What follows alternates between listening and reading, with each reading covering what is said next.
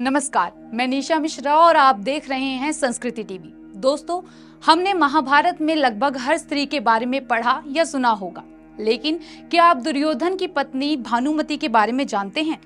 ऐसा कहा जाता है कि महाभारत में अधर्म पर चलने वाले दुर्योधन की पत्नी भानुमति रूप में बेहद सुंदर थी।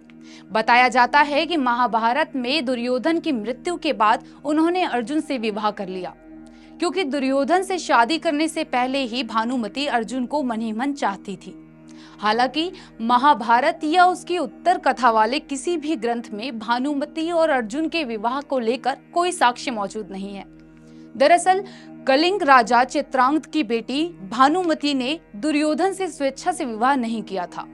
दुर्योधन ने सूर्यपुत्र कर्ण की मदद से भानुमति को उनके स्वयंवर से अपहरित करके बलपूर्वक उनसे शादी करी थी। बताया ये भी जाता है कि दुर्योधन की पत्नी भानुमति कृष्ण भक्त थी और दुर्योधन की मृत्यु के बाद भी वो जीवन भर अपने आराध्य श्री कृष्ण की पूजा करती रही। और महाभारत की युद्ध के ऐलान से पहले ही उन्होंने अंदाजा लगा लिया था कि युद्ध में उनका पति और पुत्र समस्त कौरव प्रजाति के साथ मारे जाएंगे। इसलिए भानुमति ने श्री कृष्ण के पुत्र सांब को अपनी पुत्री लक्ष्मणा के साथ भाग जाने का सुझाव दिया, ताकि वो अपने कुनबे को बचा पाएं।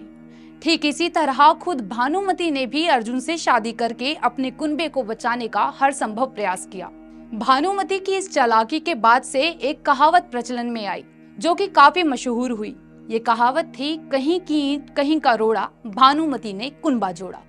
जिसका अर्थ होता है कि आप किसी ऐसी चीज को आपस में जोड़ने का प्रयास कर रहे हैं जिनका एक दूसरे से वास्तविकता में कोई संबंध नहीं है। तो कुछ इस तरीके से भानुमति ने कौरवों की मृत्यु के बाद अपने कुनबे को बचाने का हर संभव प्रयास किया। तो कैसी लगी भानुमति से जुड़ी आपको ये जानकारी, हमें कमेंट बॉक्स में जरूर बताएं।